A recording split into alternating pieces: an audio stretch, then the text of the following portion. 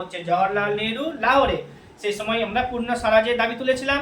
1930 খ্রিস্টাব্দে মতিলাল নেহরু মারা যাচ্ছে, যার কারণে তাছাড়া দরকারও পড়েনি 1930 খ্রিস্টাব্দে জাতীয় কংগ্রেসের অধিবেশন বসানো।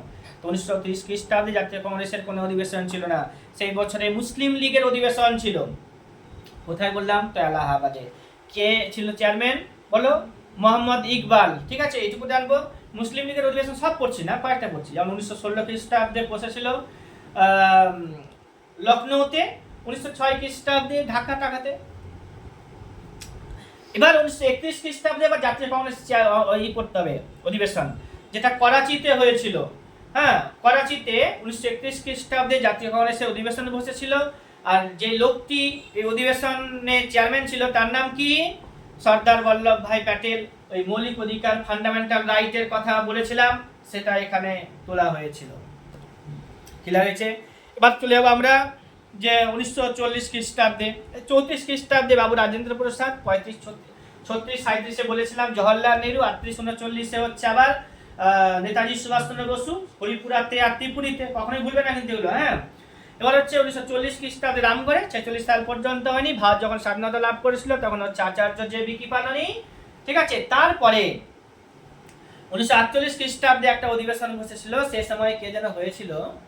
আচার্য জে বি কৃপালনী যখন হয়েছে, পট্টবী সীতারামাইয়া মনে হচ্ছে 1948 খ্রিস্টাব্দে, যে যাকে পরাজিত করেছিল না সুভাষচন্দ্র বসু 1939 খ্রিস্টাব্দে, সে আবার একবার সুযোগ পেয়েছে 1948 খ্রিস্টাব্দে। ওটা আমার ইম্পর্টেন্স নয় অত।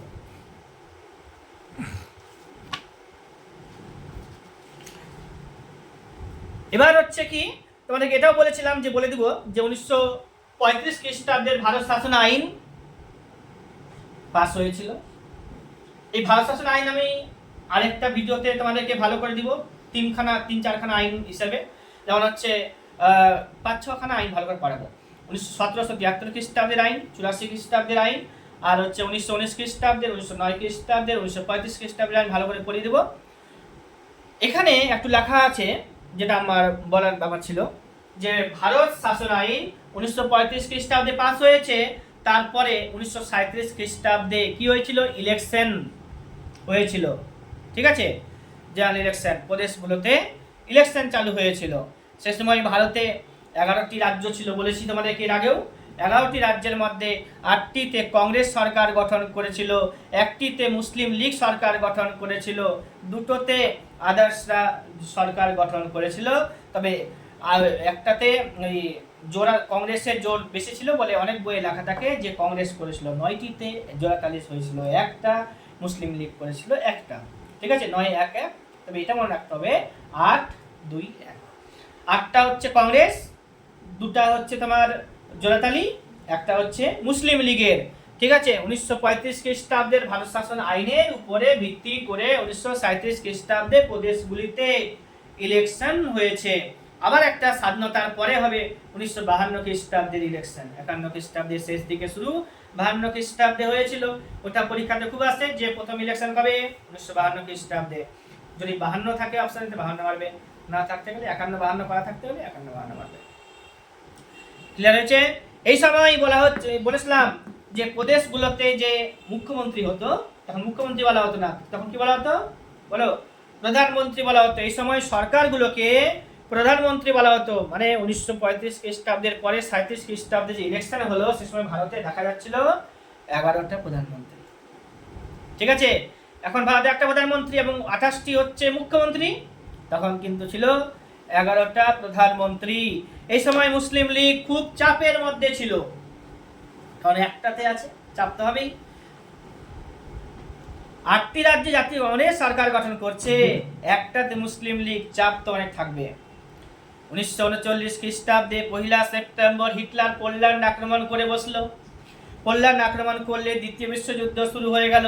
এই সময় ব্রিটিশ সরকার ভারতকে দ্বিতীয় বিশ্বযুদ্ধে যুক্ত করে দিয়েছিল। ঠিক আছে, যার ফলে কংগ্রেস 8টি রাজ্যের সরকার থেকে নেমে গেল। কংগ্রেস 8টি রাজ্য থেকে সরকার থেকে নেমে গেল। কংগ্রেসি মন্ত্রিসভা পদত্যাগ করলো। এতে মুসলিম লীগের খুবই আনন্দ, একটাতে ছিল, এখন তো নাই, সরকার তো ভেঙে গেল 8টি রাজ্যের, খুব আনন্দ পেয়েছে। এটিকে তারা মুক্তি দিবস হিসেবে পালন করলো। এই জন্য পরীক্ষাতে আসে মুসলিম লীগের মুক্তি দিবস কবে পালন করা হয়? 1939 খ্রিস্টাব্দের 22 তারিখে ডিসেম্বর মাসে মুসলিম লীগের মুক্তি দিবস পালন করা হয়। ঠিক আছে। আর হচ্ছে জাস্ট একটু এমসিকিউ টাইপের বেশ কিছু প্রশ্ন তোমাদেরকে জিজ্ঞেস করে নিচ্ছি। বলো 1930 খ্রিস্টাব্দে জাতীয় কংগ্রেসের অধিবেশন কোথায় হয়েছিল? বলো হয়নি। 1930 খ্রিস্টাব্দে জাতীয় কংগ্রেসের হয়নি, মুসলিম লীগের হয়েছিল। কোথায়? এলাহাবাদে। 1931 খ্রিস্টাব্দে জাতীয় কংগ্রেসের অধিবেশন কোথায় বসেছিল? করাচিতে। সর্দার বল্লভ ভাই ছিল সেখানকার চেয়ারম্যান, তাই না? কিসের উপরে আলোচনা করা হয়েছে? জাস্ট সিম্পলি মনে রাখতে হবে, মৌলিক অধিকার, ফান্ডামেন্টাল ডিউটিতে যা বিষয় আছে সব আলোচনা করা হয়েছে। ঠিক আছে। 1928 খ্রিস্টাব্দে মতিলাল নেহরু রিপোর্ট ছিল, এবং হচ্ছে 1928 খ্রিস্টাব্দে দিল্লিতে সর্বদলীয় বৈঠকও হয়েছিল। 1928 খ্রিস্টাব্দে মতিলাল নেহরু জাতীয় কংগ্রেসের চেয়ারম্যানও হয়েছিল। 1929 খ্রিস্টাব্দে মুসলিম লীগের জাতীয় কংগ্রেসের পূর্ণ স্বরাজ্যের দাবি তুলেছিল এবং অধিবেশন বসেছিল লাহোরে, চেয়ারম্যান ছিল জওহরলাল নেহরু। ঠিক আছে। 30 খ্রিস্টাব্দে মতিলাল নেহরু মারা যাবে, গান্ধীজি আইন অমান্য আন্দোলন করবে। ঠিক আছে। প্রথম গোলটেবিল বৈঠক বসবে, দ্বিতীয় গোলটেবিল বৈঠক 31 খ্রিস্টাব্দে, তৃতীয় গোলটেবিল